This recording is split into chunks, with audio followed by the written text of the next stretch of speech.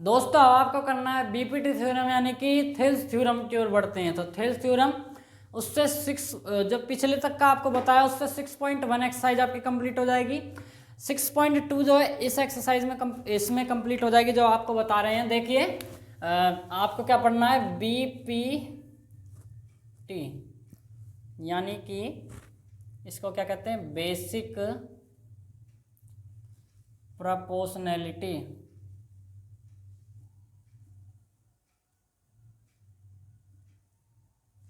Basic proportionality theorem. तो इसमें क्या कहता है, इसको थेल्स थ्योरम भी कहते हैं जी। इसको क्या कहते हैं आप लोग, थेल्स थ्योरम भी कहते हैं। यहाँ लिख देंगे, देखिए थेल्स थ्योरम। चलिए देखिए इसके बारे में आप लोग समझिए क्या कहते हैं। देखिए कोई एक ट्रायंगल दे रखा है आप सभी को, कोई एक ट्रायंगल आप इस तरीके से बना सकते हो। कोई ट्रायंगल दे रखा है आपको, तो उसमें लाइन वाइज लाइन दे रखी होती है ए बी सी। तो उसमें क्या है, ये देखिए अब ऐसा दे दिया जाएगा, एक पॉइंट यहाँ पर है डी जो नाम दे सकते हो आप, और यहाँ पर इस लाइन से टच होता है ई लाइन पर। तो डी जो ई लाइन है ये बी सी लाइन के इक्वल होगी। समझिए, अभी नहीं समझ में आया, अभी समझ में आएगा आप सभी को। देखिए कैसे निकाला जाता है बीपीटी थ्योरम। देखिए देखिए सबसे पहली चीज ट्राइंगल का नाम। तो in triangle A B C निकालते हैं, in triangle A B C. तो भैया ए बी सी ट्राइंगल निकल गया। अब उसमें क्या कह रहा है, जब ए बी सी ट्राइंगल निकल जाए तो उसमें फिर क्या है, ये जो आपका जो है ना, देखिए ये डी ई लाइन जो है बी सी लाइन के पैरेलल होती है।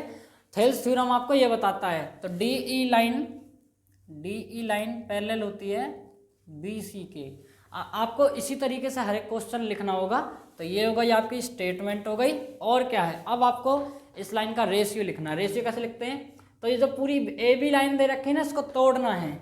इसको तोड़ना है ए डी और बी डी, ए डी और बी डी तोड़ा तोड़ा करना है, ठीक है जी।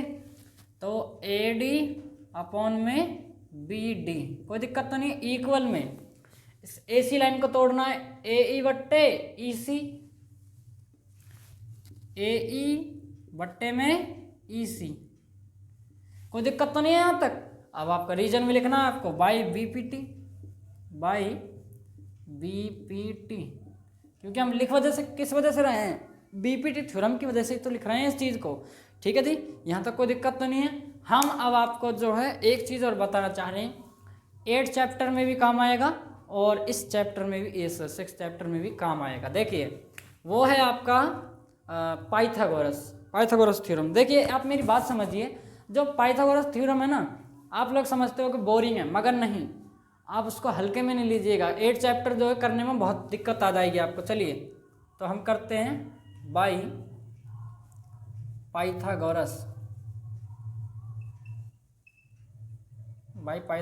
थ्योरम। हिंदी में आप सभी जानते हो पाइथागोरस प्रमेय से, ठीक है जी। तो पाइथागोरस प्रमेय का कैसे कैसे निकाला जाता है समझिए। देखिए पाइथागोरस प्रमेय में देखिए हाइपोटेनियस होता है। हाइपोटेनियस किसका स्क्वायर होता है, परपेंडिकुलर प्लस बेस का स्क्वायर होता है।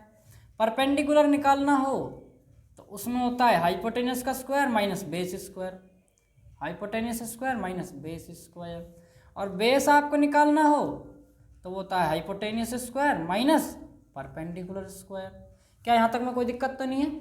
अब देखिए मैं यहाँ पे आप सभी के लिए लिख देता हूँ कि एच से क्या डिनोट होता है, बी से क्या डिनोट होता है और पी से क्या क्या चीज़ डिनोट होती है। देखिए ये सभी तो आपने लिख लिया होगा। देखिए एच से आपका होता है हाइपोटेनियस, हिंदी में इसको क्या कहते हैं, कर्ण कहते हैं जी, हिंदी में आपको कर्ण कहते हैं। और पी से होता है परपेंडिकुलर,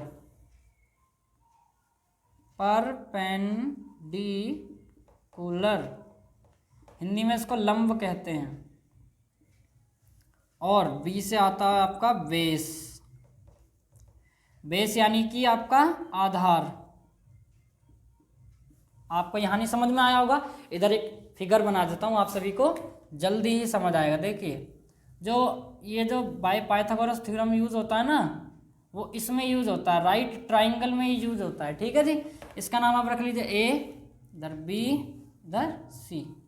देखिए ये ए बी सी। देखिए जो लेटी हुई हाइट होती है, लेटी हुई जो लाइन होती है उसको कहते हैं हाइपोटेनियस यानी कि कर्ण।